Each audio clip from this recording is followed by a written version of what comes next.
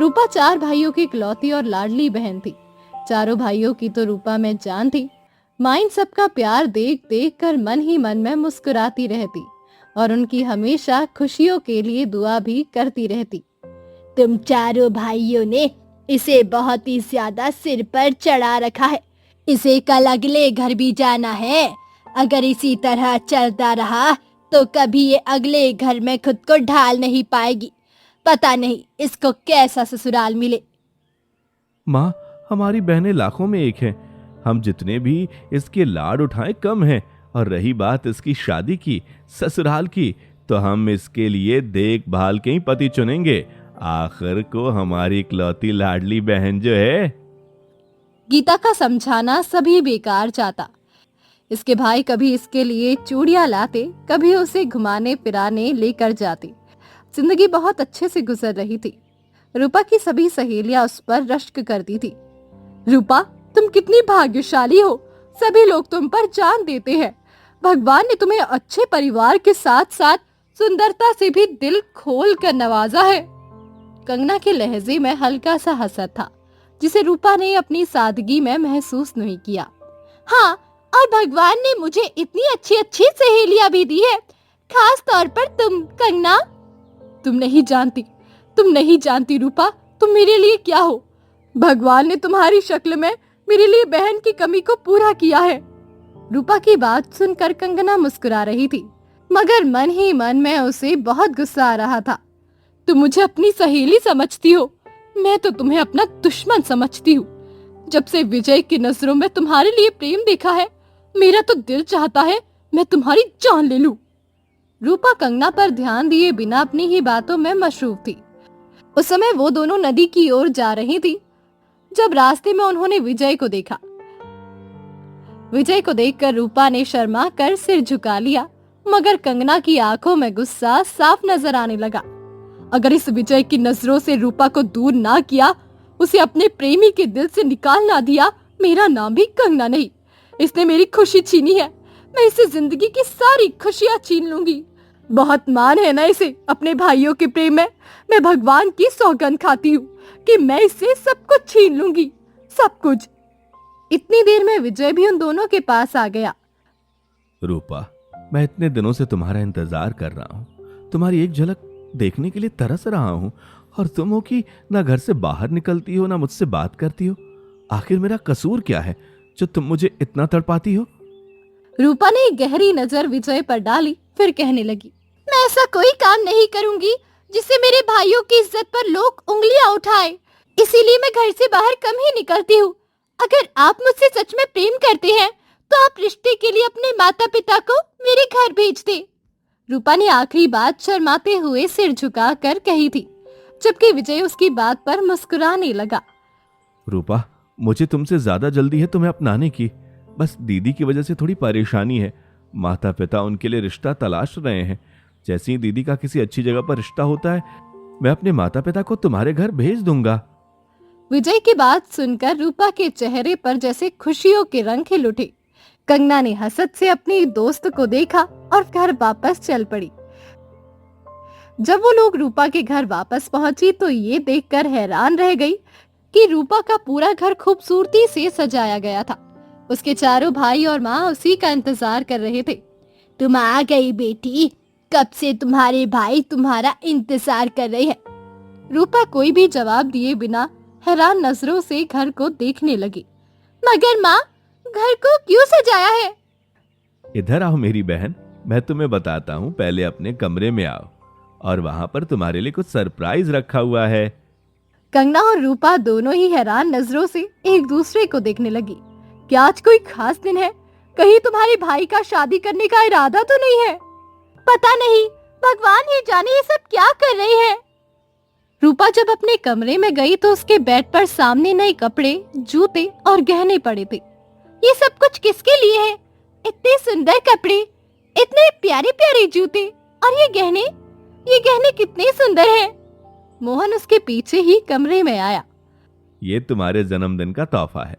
आज तुम्हारा जन्मदिन है ना बहना, इसलिए हमने आज के दिन को यादगार बनाने के लिए घर को सजाया है, और हम चारों भाई तुम्हारे लिए तोहफे लेकर आए हैं। तुम बताओ, तुम्हें ये सब कैसा लगा? रूपा की आंखों में खुशी के आंसू आ गए, जबकि कंगना हसद से ये सब देखते रह गई। आखिर क्या है इस रूपा में जो हर कोई इसके गुण गाता है? भाई तो इस पर जान देते ही थे, और वो विजय, आखिर मैं भी तो जवान हूँ, इतनी सुंदर हूँ, विजय को मैं नजर क्यों नहीं आती? सब लोग बहुत खुश थे। सब लोगों ने इसे बहुत सारे तोहफे दिए, मगर कंगना चेहरे पर मुस्कान सजाकर वहां से अपने घर आ गई थी। अगले दिन कंगना के इसी जलन में गुजर गई। एक दिन उसने रूपा को अपने घर आते हुए देखा। क्या बात है रूपा, आज तुम कैसे मेरे घर का रास्ता भूल गई? मैं बहुत खुश हूँ कंगना, बात ऐसी है कि तुम भी सुनकर खुशी से झूम उठोगी। ऐसी क्या बात है रूपा? विजय की दीदी का रिश्ता तय हो गया है। आज ही उनके माता पिता हमारे रिश्ते की बात करने के लिए आए थे। मेरे माँ और भाई भी इस रिश्ते पर राजी है। अब मेरी और विजय की शादी भी दीदी के साथ ही होगी। तुम नहीं जानती कंगना, मैं कितनी खुश हूँ। कंगना बज़ाहिर तो हंस रही थी, मगर वो मन ही मन में रो रही थी। मेरे साथ ऐसा क्यों होता है? जो मैं चाहती हूँ वो मुझे क्यों नहीं मिलता? आखिर मेरे नसीब में क्या कमी है? क्या करूँ ऐसा कि वो मुझे मिल जाए और वो रूपा का नाम लेना भी भूल जाए। रूपा फिर से अपने घर आ गई थी। आज वो बहुत खुश थी। उसे सब कुछ बहुत अच्छा सा लग रहा था, जबकि कंगना का रो रो कर बुरा हाल था। इसी गांव के जंगल में एक ऐसा इंसान भी था जो जंगल में गुफा के करीब आग जलाकर उसके पास बैठा मंत्र पढ़ रहा था। वो एक जादूगर था, मगर लोग उसे तांत्रिक बाबा कहते थे। अब समय आ गया है, मैं अपनी ख्वाहिश को जल्द ही पूरा करूंगा। अब मैं अपनी मंजिल से ज्यादा दूर नहीं हूँ। ऐ आग की शक्ति, मुझे बता वो लड़की कौन है जो इस मकसद को पूरा करने में मेरी मदद कर सकती है। तांत्रिक बाबा का इतना कहना ही था कि आग में एक लड़की का चेहरा दिखाई देने लगा। मुझे इस लड़की के बारे में बताओ। ये कौन है, कहाँ रहती है और मैं इसे इस गुफा तक कैसे ला सकता हूँ?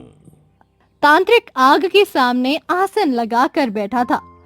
बताओ मुझे नारी शक्ति, वो लड़की कौन है और मुझे वो कहाँ मिलेगी? तभी तांत्रिक को आग से एक आवाज सुनाई दी। वो लड़की इसी गांव की ही है, उसका नाम है रूपा। जल्द ही किस्मत उसे तुम्हारे पास लेकर आ जाएगी।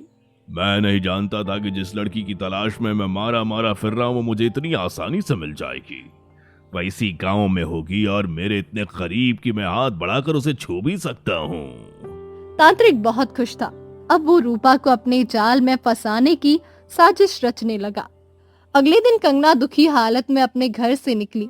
चलते चलते वो जंगल में आकर बैठ गई। घुटनों में सिर देकर वो जोर जोर से रोने लगी।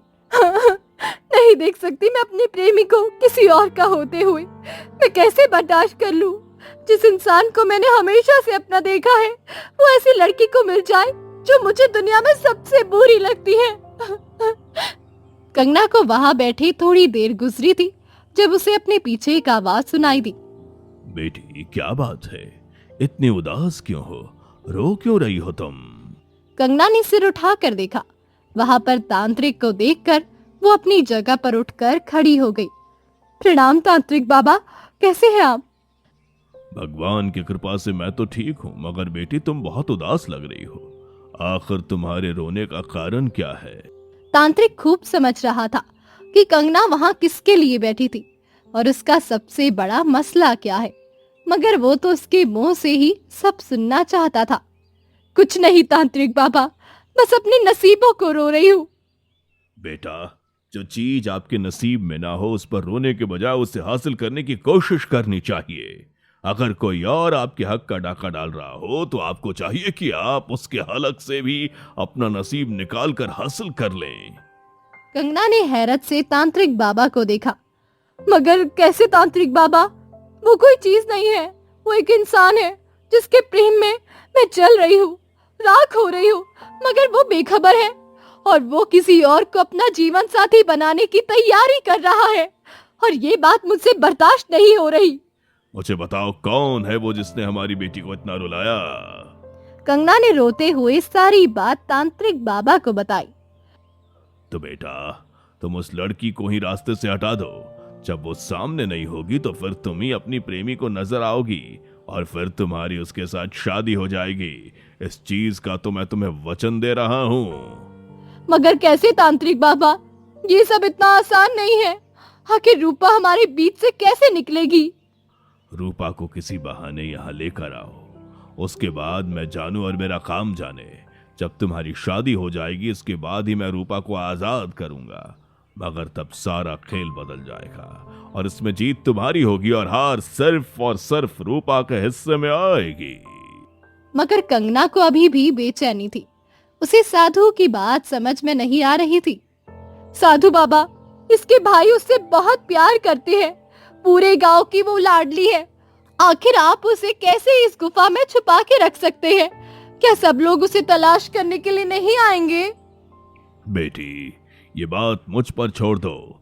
इसे यहाँ पर लेकर आओ और पूरे गांव में ये मशहूर कर दो वो किसी के साथ भाग गई। ये तुम मुझे इतना दूर क्यों लेकर आई हो कंगना? भगवान के लिए वापस ले चलो, मुझे बहुत डर लग रहा है। तुम इतनी डरपोक होगी रूपा, ये तो मैंने सोचा भी नहीं था। अरे कुछ नहीं होता, मैं तुम्हारे साथ हूँ तो अब बस खामोशी से चलती जाओ, अब दोबारा कुछ मत कहना। नहीं कंगना, अब मैं इससे आगे एक कदम भी नहीं उठाऊंगी। इससे आगे घना जंगल शुरू हो जाएगा जहाँ पर भूत प्रेत भी है और बहुत सारे खतरनाक जंगली जानवर भी। वो मुझे चीड़ फाड़ कर खा जाएंगे। इससे पहले कि रूपा वापसी के कदम बढ़ाती, कंगना ने जमीन से पत्थर उठाया और जोर से रूपा के सिर पर मारा। रूपा जमीन पर गिर गई। तुमने मुझे खुद मजबूर किया रूपा, ये सब करने पर। तुम मेरी अच्छी दोस्त हो, मैं तुम्हें इतनी तकलीफ पहुंचाना नहीं चाहती थी। माफ करना, मजबूरी में ये सब करना पड़ा। उसने रूपा को दोनों बाजुओं से उठाया और घसीटकर जंगल में आगे की ओर लेकर जाने लगी। एक गुफा के पास पहुंची जहां पर एक तांत्रिक जमीन पर आसन मारकर बैठा हुआ था। तांत्रिक बाबा, लो आ गई हूँ मैं, और इसे भी अपने साथ लेकर आ गई हूँ। तांत्रिक ने इस आवाज पर मुस्कुराकर अपनी आंखें खोली। बहुत खूब, बहुत खूब, तुमने बड़ा काम किया है, मेरा जी खुश हो गया। लड़की, मांगो, क्या मांगती हो? ज्यादा कुछ नहीं, बस इस लड़की को यहाँ पर तब तक रखना है जब तक मेरा काम नहीं हो जाता, और हाँ, इसे कोई नुकसान नहीं पहुँचना चाहिए। तांत्रिक बाबा, ये मेरी एक अच्छी सहेली है। कंगना ने होठों पर जहरीली मुस्कान सजाकर रूपा की तरफ देखते हुए कहा था। अरे तुम चिंता क्यों करती हो लड़की, ये तुम्हारी खास सहेली है तो मेरी खास मेहमान है, इसका मैं बहुत अच्छे से ख्याल रखूंगा। कंगना वहां वापस आ गई थी, जबकि रूपा को तांत्रिक ने गुफा में लाकर रस्सियों से बांध दिया और फिर खुद बाहर बैठकर वो तपस्या करने लगे। और फिर गांव में जाकर उसने रूपा को बहुत बदनाम किया। सबसे पहले वो रूपा के घर उसकी माँ के पास गई। मासी, आपके लिए मेरे पास बहुत बुरी खबर है। मेरा तो दिल फटा जा रहा है ये सोचकर कि आपके दिल पर ये सब सुनकर क्या गुजरेगी। क्या हुआ है बेटी, तुम इस तरह से क्यों बात कर रही हो बेटी? मेरा दिल होल रहा है, जल्दी से बताओ क्या बात है। मासी, आप दिल थाम कर मेरी बात सुनिएगा। गीता ने परेशानी से कंगना की तरफ देखना शुरू कर दिया। रूपा भाग गई है, वो इस शादी पर तैयार नहीं थी। वो विजय से प्रेम नहीं करती। उसने बोला है कि वो भागकर अपने प्रेमी के पास जा रही है और उसी से शादी करेगी। हो सके तो आप लोग उसे माफ कर दें। गीता को अपने कानों पर विश्वास नहीं हो रहा था। ऐसा नहीं हो सकता बेटी, हमने रूपा की मर्जी जानकर ही उसका रिश्ता विजय के साथ किया था। अगर रूपा इस बात पर खुश ना होती तो हम उसके साथ कभी जबरदस्ती ना करते। अगर वो राजी नहीं थी तो हमें बताती। मैंने भी उससे यही कहा था मासी कि वो आप सबसे बात करे, मगर उसे तो सिर्फ अपना प्रेमी ही दिखाई दे रहा था। उसने मेरी एक बात नहीं सुनी और वो भाग गई। गीता तो ये सुनते ही जोर जोर से रोने लगी। थोड़ी देर के बाद रूपा के भाई भी घर आ गए। उन्हें भी ये सब सुनने को मिला तो उन्हें भी अपने कानों पर विश्वास नहीं हो रहा था। नहीं माँ, ऐसा नहीं हो सकता, हमारी बहन इस तरह धोखा नहीं दे सकती। हाँ माँ, मुझे भी अपनी बहन पर आंख बंद करके विश्वास है। मुझे लगता है वो किसी साजिश का निशाना बनी है। मुझे कंगना से सख्ती से पूछना होगा। मोहन ने सख्ती से कंगना से तफ्तीश शुरू की। सच सच बताओ कंगना, हमारी बहन कहाँ है और उसके साथ तुम्हारी आखिरी बार क्या बात हुई थी? भैया, जो सच बात थी वो मैंने आपको बता दी। मुझे झूठ बोलने की क्या जरूरत है? क्या आप नहीं जानते कि रूपा मेरी कितनी अच्छी सहेली है? मैं इसके बारे में झूठ क्यों बोलूंगी? अगले दिन कंगना ने ये बात जाकर विजय को बताई। विजय भी ये सुनकर हैरान रह गया। नहीं, ऐसा नहीं हो सकता। रूपा घर से नहीं भाग सकती। वह तो मुझसे बहुत प्रेम करती थी। वो मुझे धोखा नहीं दे सकती। मगर वो तुम्हें धोखा देकर जा चुकी है। अब तुम भी उसे भूल जाओ और नई जिंदगी शुरू कर लो। विजय की माँ ने ये सारी बात सुन ली। वो कंगना के पास आकर कहने लगी, सच बताओ बेटी, क्या रूपा सच में मेरे बेटे को धोखा देकर किसी और के साथ भाग गई है? हाँ माँ, सच में रूपा आप सबके मुंह पर कालिक मल के चली गई है। अब आप समाज को क्या मुंह दिखाएंगे? आपने तो सबको कहा था कि बेटी और बेटे की एक साथ शादी करेंगी, मगर अब होने वाली बहू तो भाग गई। अब आप अपनी इज्जत से कैसे बचाएंगी? मेरी माँ ने तो कोई अच्छी सी लड़की देखकर विजय के साथ उसकी शादी करा दीजिए। हाँ बेटी, अब मैं ऐसा ही करूंगी। अब क्या सारी जिंदगी मेरा बेटा उस लड़की का जोग लेकर बैठा रहेगा? उसने तो अपने भाइयों की इज्जत की भी परवाह नहीं की। अरे भाई तो उस पर जान देते थे, वो उनका मान ही रख लेती, अपनी बूढ़ी माँ के बारे में ही सोच लेती। विजय खामोशी से अपनी माँ को देखे जा रहा था। उसकी आंखों में आंसू साफ नजर आ रहे थे। कंगना अपने घर आई तो बहुत खुश थी। अब वो दिन दूर नहीं जब विजय की माँ मुझे अपनी बहू बनाने पर तैयार हो जाएगी। मैं इसके दिल में ये एहसास पैदा कर दूंगी कि मेरे अलावा कोई और इसकी बहू बनने के लायक ही नहीं है। गांव के कोने कोने में रूपा के घर से भागने की बात जंगल की आग की तरह फैल जाती है। हर चौराहे और नदी के किनारे पर लोग सिर्फ उसी के बारे में बातें कर रहे थे। तुमने सुना, गीता की लाडली बेटी रूपा किसी के साथ घर से भाग गई है। वो तो बड़ी सीधी बनती थी, मगर अंदर से इतनी चालाक निकलेगी ये किसी ने सोचा नहीं था।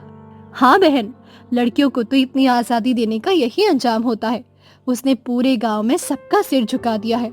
अपने भाइयों के लाड प्यार का उसने बहुत बुरा सिला दिया है। गांव के चंद मुअस्सा और गुस्सीला लोग इकट्ठे होकर रूपा के घर पहुंचते हैं, जहां उसके चारों भाई और माँ गम से निढाल बैठे थे। मोहन, तुम लोगों को तो शर्म से चुल्लू भर पानी में डूब मरना चाहिए कि तुम्हारी इकलौती बहन तुम सबके मुंह पर कालिक मल के चली गई। अब किस मुंह से समाज में घूमोगे? बस कीजिए चौधरी साहब, अपनी जुबान को लगाम दे। मुझे अपनी बहन पर खुद से ज्यादा विश्वास है। वो कभी ऐसा नहीं कर सकती। वह किसी ना किसी बड़ी मुसीबत में और हम उसे ढूंढ के रहेंगे। हम इसीलिए तुम्हें मना करते थे, अपनी बहन को ज्यादा सर पर मत चढ़ाओ, इसे मत पढ़ाओ लिखाओ। इसको देख देख कर गांव की दूसरी लड़कियां भी जिद करने लगती थीं। भगवान का शुक्र है कि हमें अपनी बेटियों को लगाम देने का मौका मिला, वरना आज हमारा अंजाम भी तुम्हारी तरह होता। गांव वालों की बात सुनने के बाद राजू और उसके दूसरे भाइयों का गुस्सा भी 7वें आसमान पर पहुंच जाता है और वो गांव वालों को घर से निकाल देते हैं। हमारे घर से निकल जाओ तुम सब लोग।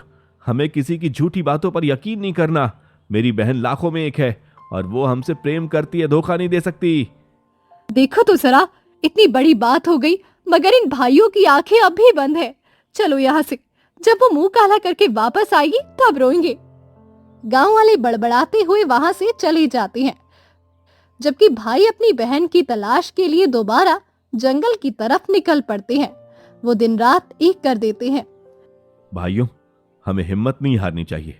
मुझे पक्का यकीन है कि रूपा इसी जंगल के आसपास कहीं है। चलो इस गुफा की तरफ चलते हैं। हमारा दिल कहता है कि हमारी बहन वहीं है। चारों भाई तलाश करते हुए उसी पुर असरार गुफा के पास पहुंचते हैं, जहां तांत्रिक बाबा अपनी काली कढ़ाई के सामने बैठा कुछ मंत्र फूंक रहा था। प्रणाम तांत्रिक बाबा। हमारी बहन कई दिनों से लापता है। क्या आपने यहाँ आसपास किसी लड़की को देखा है? नहीं नहीं, मैंने किसी लड़की को नहीं देखा। हम अपनी संतुष्टि करना चाहते हैं, हमें गुफा के अंदर देखने दे। रुक जाओ नादानो, इस गुफा के अंदर जाने की इजाजत किसी को भी नहीं है। मैं यहाँ भगवान की बहुत कठिन तपस्या और पूजा कर रहा हूँ। अगर खलल हुआ तो श्राप पड़ जाएगा। तांत्रिक की गजबनाक आंखें और भारी आवाज सुनकर भाई सहम जाते हैं और वहां से आगे बढ़ने का फैसला करते हैं। माफ करना बाबा, हमें आपकी पूजा में खलल नहीं डालना है। चलो भाइयों, कहीं और ढूंढते हैं, बाबा झूठ नहीं बोलेंगे। भाई वहां से दूर निकल जाते हैं, जबकि गुफा के अंदर अंधेरे कमरे में रस्सियों से बंधी रूपा की आखिरकार आंख खुल जाती है। वो तड़प कर उठती है। हाय भगवान, मैं कहाँ हूँ और ये मेरे हाथ पैर क्यों बंधे हुए हैं? कोई है जो मेरी मदद करे, मुझे यहाँ से बाहर निकाले। रूपा की रोने और चिल्लाने की आवाज सुनकर तांत्रिक बाबा मुस्कुराता हुआ गुफा के अंदर दाखिल होता है। उसके हाथ में एक मशाल थी। तांत्रिक बाबा, मुझे यहाँ इस अंधेरे में भूखा प्यासा क्यों कैद करके रखा हुआ है? मैंने आपका क्या बिगाड़ा है? मुझे घर जाने दे। तुम अब यहाँ से कभी वापस नहीं जा सकती लड़की। तुम तो मेरी बरसों की साधना का फल हो। अब यही तुम्हारा अंत होगा, अंत। रूपा तांत्रिक की होलनाक बातें सुनकर कांपने लगती है और उसे धुंधला सा याद आता है कि उस पर पीछे से किसी ने हमला किया था। मुझे याद आ रहा है, मुझे कंगना यहाँ लेकर आई थी। मैं तो इस पर अपनी जान छिड़कती थी। वो मेरे साथ ऐसा कैसे कर सकती है? क्या आपने उसे पैसों का लालच दिया था? मैंने उसे कोई लालच नहीं दिया लड़की। वह तो खुद तुम्हारे प्रेमी विजय के लिए दिन रात तड़प रही थी और उसे पाने के लिए तुम्हें रास्ते से हटाना चाहती थी। रूपा ये सुनकर दंग रह जाती है कि उसकी सबसे प्यारी सहेली ही उसकी सबसे बड़ी दुश्मन निकली। वो काफी देर तक गहरी सोच में डूब जाती है। अगर कंगना का मकसद सिर्फ विजय को पाना था तो उसने मुझे मारा क्यों नहीं? इस सब से तुम्हें क्या फायदा हुआ? तुमने क्यों मुझे यहाँ कैद करके रखा है? तुम मेरे लिए बहुत कीमती हो रूपा। तुम्हारी मौत मेरे हाथों होगी, जो इतनी ताकत देगी जिसका मैंने सिर्फ ख्वाब देखा है, ख्वाब। कीमती? मगर कैसे तांत्रिक बाबा? मैं तो एक साधारण सी गांव की लड़की हूँ। मुझ में ऐसा क्या खास है? तुम पूरे मासी की रात में उस लम्हे पैदा हुई थी जो बहुत खास और नायाब होता है। इस वक्त पैदा होने वाले मासूम को अगर शैतान के सामने कुर्बान कर दिया जाए तो मेरी शक्ति दोगुनी हो जाएगी। तांत्रिक की एक खौफनाक सच्चाई सुनकर रूपा अंदर से बिल्कुल टूट जाती है और उसके दिल में मौत का शदीद डर बैठ जाता है। नहीं बाबा, मुझे मत मारो। मैं मरना नहीं चाहती। मेरे भाई मेरे बिना नहीं जी पाएंगे। भगवान के लिए मुझ पर रहम करो। अब कुछ नहीं हो सकता। अब से 2 दिन बाद जैसे ही पूर्णिमा की रात आएगी तुम्हारी बलि चढ़ा दी जाएगी। अब चुपचाप यहीं पड़ी रहो। तांत्रिक कह कही लगाता हुआ बाहर चला जाता है और रूपा के लिए अंधेरे में अपनी किस्मत पर आंसू बहाने लगती है और भगवान को याद करती है। दूसरी तरफ गांव में विजय के घर में गहमा गहमी थी, क्योंकि उसकी बड़ी दीदी की शादी के दिन बहुत करीब आ रहे थे, मगर घर का माहौल उदास था। विजय बेटा, मैंने तो पूरे गांव में सबसे ये कहा था कि तुम्हारी शादी भी तुम्हारी दीदी की शादी के साथ ही धूमधाम से होगी। अब सब हमारा कितना मजाक उड़ाएंगे। माँ, मुझे इन सब बातों से कोई फर्क नहीं पड़ता। लोग जो कहते हैं कहने दे। मेरा दिल कहता है कि रूपा बेकसूर है। वह किसी मुसीबत में है, वो जरूर वापस आएगी और मैं उसका इंतजार आखिरी सांस तक करूंगा। तुम अभी उसी भागी हुई लड़की के गुण गा रहे हो। सब लोग यही कहेंगे कि तुम्हारी होने वाली पत्नी तो किसी और के साथ भाग गई। क्या कोई और लड़की तुमसे शादी करने पर तैयार होगी? विजय अपनी माँ की बात सुनकर इंतहाई मायूसी के आलम में सिर झुकाकर बैठ जाता है। उसे अपनी जिंदगी अंधेरा नजर आने लगी थी। माँ, मैं किसी को भी रूपा की जगह नहीं दे सकता। मेरा प्रेम सच्चा है और अगर वह नहीं आई तो मैं जिंदगी भर अकेला ही रहूंगा। ऐसे कैसे अकेले रहोगे? मैंने सोच लिया है कि मैं कंगना को इस घर की बहू बनाऊंगी। वो कितनी अच्छी लड़की है, संस्कारी और सबका ख्याल रखने वाली। कंगना का नाम सुनकर विजय चौंक जाता है, मगर उसके पास माँ की बात टालने की कोई वजह नहीं थी, इसीलिए वो गहरी खामोशी इख्तियार कर लेता है। मुझे ऐसी ही लड़की चाहिए जो इस घर को जोड़ कर रखे। मैं आज ही कंगना के माता पिता से बात करती हूँ ताकि दोनों शादियां एक साथ हो सके। विजय की खामोशी को उसकी माँ हाँ समझ लेती है और उसी शाम कंगना के घर रिश्ता भेज दिया जाता है, जहाँ कंगना खुशी से फूली नहीं समा रही थी। आखिरकार विजय मेरे होने जा रहे हैं। रूपा हमेशा के लिए मेरे रास्ते से हट गई और अब इस घर पर राज सिर्फ मेरा होगा। मगर दूसरी तरफ विजय का दिल अपनी सच्ची मोहब्बत के खो जाने पर बहुत दुखी था। रूपा, तुम कहां चली गई? तुमने मुझसे वादा किया था कि तुम मेरी जिंदगी बनोगी, आखिरी सांस तक मेरा साथ निभाओगी। अब मैं कंगना के साथ कैसे नया जीवन शुरू करूं? उधर गुफा में रूपा दिन रात रस्सियों को खोलने की नाकाम कोशिश कर रही थी। मुझे यहाँ से किसी भी हाल में निकलना होगा। अगर मैं आज ना भागी तो वो पापी तांत्रिक मुझे मार देगा। हे भगवान, मुझे थोड़ी सी शक्ति दो। आखिरकार वो दिन आ जाता है जब तांत्रिक ने रूपा की बलि देनी थी। आसमान पर काली घटाएं छा जाती है और रात का अंधेरे गहरा होने लगता है। तांत्रिक रूपा को जमीन पर लिटाता है और कर मंत्र पढ़ने लगता है। रूपा के हाथ की रस्सी थोड़ी ढीली हो चुकी थी। रूपा, ये तुम्हारी जिंदगी का आखिरी मौका है। अगर अब कुछ ना किया तो सब कुछ खत्म हो जाएगा। तुम्हें हिम्मत करनी ही होगी। जैसे ही तांत्रिक अपनी आंखें बंद करके आखिरी मंत्र पढ़ता है, रूपा पूरी ताकत से अपने हाथ आजाद करती है और जमीन से एक बड़ा और नुकीला पत्थर उठा लेती है। जय माँ दुर्गा! रूपा पत्थर तांत्रिक के सिर पर मारती है। पत्थर लगते ही वो चकराकर जमीन पर गिर जाता है। आह, चालाक लड़की, तुमने मुझ पर वार किया। मैं तुम्हें जिंदा नहीं छोड़ूंगा। रुक जाओ वहां। और रूपा बिना पीछे देखे अपनी बाकी रस्सियों को झटक कर जंगल की झाड़ियों की तरफ पूरी रफ्तार से भाग खड़ी होती है। मुझे भागना होगा, तेज भागना होगा। अगर मैं आज रुक गई तो वो मुझे दोबारा पकड़ लेगा। मुझे अपने भाइयों के पास पहुंचना है। रूपा नंगे पांव जंगल के कांटों और पत्थरों पर भागती चली जाती है। उसकी सांस फूल रही थी और जिस्म दर्द से चूर था। भगवान, मुझे रास्ता दिखाओ। मैं बहुत थक चुकी हूँ। अब मुझ में मजीद भागने की हिम्मत नहीं है। मुझे मेरे परिवार तक पहुँचा दो। भागते भागते वो जंगल के बाहरी रास्ते पर पहुंचती है, जहां सामने उसे एक जानी पहचानी शक्ल नजर आती है। वो उसका बड़ा भाई था, मोहन। रूपा, क्या ये मेरी बहन रूपा है? हे भगवान, मेरी आंखें क्या देख रही हैं? रूपा बेटा, तुम इस हाल में? रूपा अपने भाई को सामने देखकर हैरान और खुश हो जाती है, मगर उसका जिस्म अब मजीद साथ नहीं देता और वो मोहन के बाजुओं में ही बेहोश हो जाती है। रूपा, आंखें खोलो मेरी बहन, तुम्हें क्या हुआ है? कोई है यहाँ? राजू, जल्दी आओ, देखो हमारी बहन मिल गई। मोहन की आवाज सुनकर बाकी भाई भी दौड़ते हुए वहां पहुंचते हैं और रूपा की ये हालत देखकर उनके आंसू निकल आते हैं। वो उसे उठाकर फौरन घर लाते हैं। घर पहुंचते ही माँ गीता रूपा को देखकर रोना शुरू कर देती है और फौरन उसके जख्मों पर पट्टी बांधती है और उसे होश में लाने की कोशिश करती है। मेरी बच्ची, तुम किस हाल में वापस आई हो? तुम्हें किसकी नजर लग गई?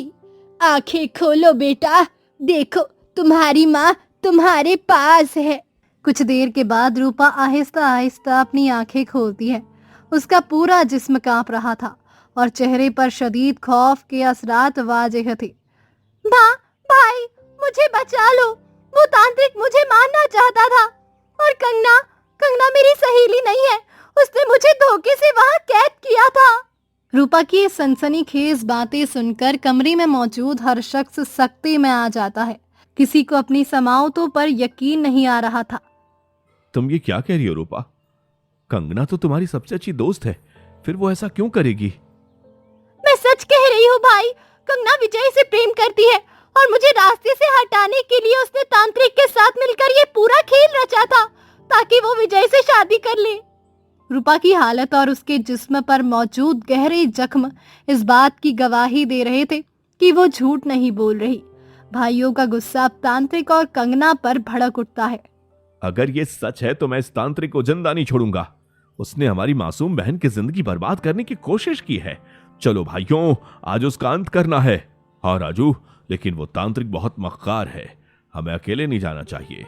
चलो गांव के जादूगर सियाने बाबा को साथ लेकर चलते हैं ताकि उसका काला जादू हम पर असर न कर सके। रूपा के चारों भाई गांव के एक माने हुए अच्छे जादूगर और सियाने बाबा के पास जाते हैं और उन्हें सारी आप बीती सुनाते हैं। वो फौरन उनके साथ चलने को तैयार हो जाते हैं। इस तांत्रिक ने इंसानियत की हदें पार कर दी हैं। चलो नौजवानों, मैं अपने मंत्रों से उसकी शक्ति को बांध दूंगा, तुम लोग इस पाप का खात्मा कर देना। वो लड़की भाग गई, मेरी बरसों की मेहनत मिट्टी में मिल गई। मैं पूरे गांव को तबाह कर दूंगा, मैं किसी को जिंदा नहीं छोड़ूंगा। इससे पहले कि तांत्रिक अपना अगला वार करता, जादूगर बाबा आगे बढ़कर एक चुटकी मुकस्सद राख उस पर फेंकते हैं, जिससे तांत्रिक की हरकत साकित हो जाती है। मोहन, राजू, देर मत करो, उसकी शक्ति कुछ देर के लिए खत्म हो चुकी है। इस पाप का अंत कर दो ताकि ये किसी और की जिंदगी बर्बाद ना कर सके। मोहन और उसके भाई तांत्रिक के पीछे भागते हैं, मगर वहां से वो भाग जाता है और फिर वो एक खाई से नीचे गिर जाता है और मर जाता है। ये ले अपने पापों की सजा। तूने हमारी बहन पर हाथ उठाया था ना, अब तेरा खेल हमेशा के लिए खत्म हो चुका है।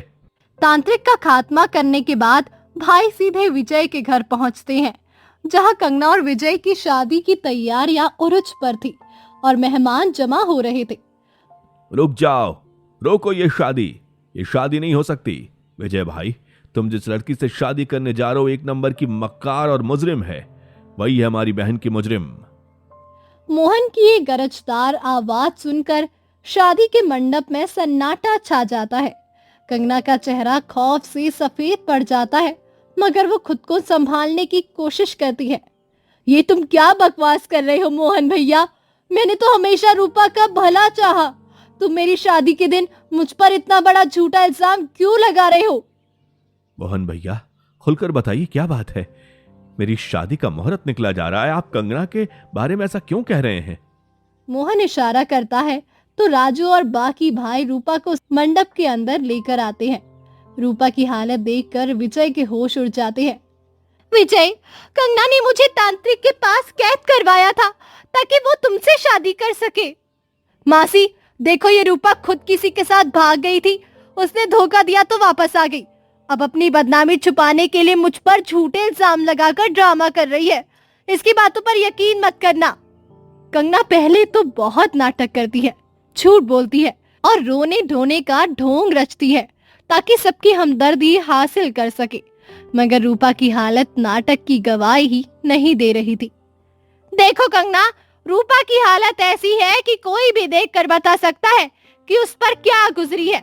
वो बहुत कमजोर हो चुकी है और उसकी हालत भी बहुत खराब है। हाँ भाई, लड़की इतनी बीमार और जख्मी है, वो भला कैसे झूठ बोलेगी? सब लोग अब मान रहे हैं कि रूपा सच कह रही है, कंगना झूठ बोल रही है। कंगना, मुझे तुमसे ये उम्मीद नहीं थी। तुमने मेरी मोहब्बत को पाने के लिए मेरी रूपा की जान लेने की कोशिश की। चली जाओ यहाँ से, तुम एक मुजरिम हो।